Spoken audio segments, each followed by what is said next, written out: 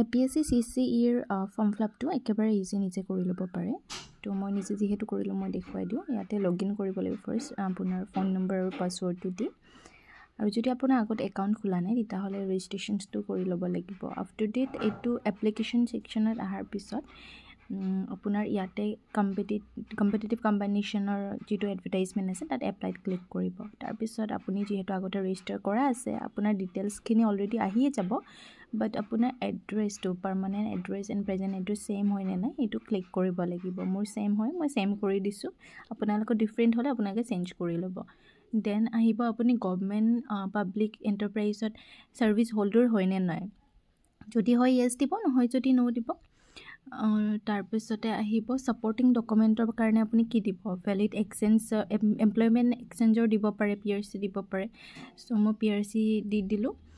আৰু কাষ্ট চাৰ্টিফিকেটো দিব পাৰে বাৰু। তাৰপিছত এইখিনি আপোনাৰ ডিটেইলছ থাকিব তাতে এডুকেশ্যনৰ, আৰু কিবা যদি এড কৰিব থাকে এড কৰি ল'ব পাৰিব। দেন আপোনাৰ আহিব ইয়াতে এক্সাম চেণ্টাৰ জোনটো আপুনি চিলেক্ট কৰিব লাগিব। আপোনাৰ যিটো চুইটেবল জোন হয় সেইটো আপুনি চিলেক্ট কৰি ল'ব। ইয়াতে বহুতকেইটা জোন আছে, আমিনগাঁও, বৰপেটা এনেকৈ। মই গুৱাহাটী চিলেক্ট কৰিছোঁ। আপোনালোকৰ যিটো চুইটেবল হয় সেইটো চিলেক্ট কৰিব। তাৰপিছতে আহি আপোনাৰ এখন ফৰ্ম যিখন স্মল ফেমিলি নৰ্মছৰ কাৰণে ফৰ্ম হয় সেই ফৰ্মখন ফিলআপ কৰিব লাগিব। ফিলআপ কৰি 5 MB তলত PDF এটা বনাই আপলোড কৰিব লাগিব। ঠিক তেনেকৈ বাকীখিনি ডকুমেণ্টছো কৰিব। তাৰপিছত আপোনাৰ কিমানবাৰ এটেম্প হৈছে APSC সেইটো ক্লিক কৰিব। দেন আপুনি মৰাণ মটক কমিউনিটিৰ হয় নে নহয় সেইটো। তাৰপিছত ডিক্লেৰেশ্যনত ক্লিক কৰি প্ৰিভিউ বুলি যিটো অপশ্যন আছে সেইটো ক্লিক কৰিব। আফটাৰ ডেট আপোনাৰ ফৰ্মখন ভালকৈ এবাৰ চাই ল'ব আপুনি গোটেইখিনি সঠিকভাৱে কৰিছে নে নাই। আৰু যদি সঠিকভাৱে কৰিছে একেবাৰে তলত আপুনি ছাবমিট বাটন এটা পাব, সেই ছাবমিট বাটনটোত ক্লিক কৰি দিব। আৰু ছাবমিট বাটনটো ক্লিক কৰাৰ পিছত আপোনাৰ ফৰ্মখন ফিলআপ কৰা হৈ গ'ল। এতিয়া আপোনাৰ পে'মেণ্টৰ যিখিনি কাম থাকে সেইখিনি বাকী থাকিব। দেন আপোনাৰ পে'মেণ্ট মোডটো অন হৈ যাব। আৰু এতিয়া ইয়াত পে'মেণ্ট আহি গৈছে। ইয়াতে পে' নাওত ক্লিক কৰিব লাগিব।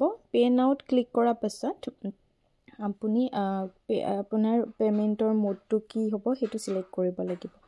ইয়াতে স্ক্ৰল কৰি দিব। দিয়াৰ পিছত তলত এইটো পে'মেণ্ট মোড আহিছে, সেইটো পে'মেণ্ট গেটৱেত কৰিলে হ'ল। তাৰপিছত আৰু চিলেক্ট কৰিব যিকোনো এটা বেংক। তাৰপিছত ইয়াতে এগ্ৰীত ক্লিক কৰিব, কৰি প্ৰচেছ ফৰ পে'মেণ্ট অপশ্যনটো ক্লিক কৰি দিব। তাৰপিছত যিটো পেজ অন হয় তাতে আপুনি এগেইন ইয়াতে কেনেকুৱা মোডত আপুনি পে'মেণ্ট টাৰ্মছ এণ্ড কণ্ডিশ্যনছখিনি ক্লিক কৰিব, কৰি কনফাৰ্ম পে' কৰি দিব। দেন আপোনাৰ কোনটো মোডত আপুনি পে'মেণ্ট কৰিব সেইটো আহি যাব। এইটো কাৰ্ডছৰ থ্ৰুদিও কৰিব পাৰে, UPI দিও কৰিব পাৰে। চ' এইটো ভেৰি ইজি আছিলে।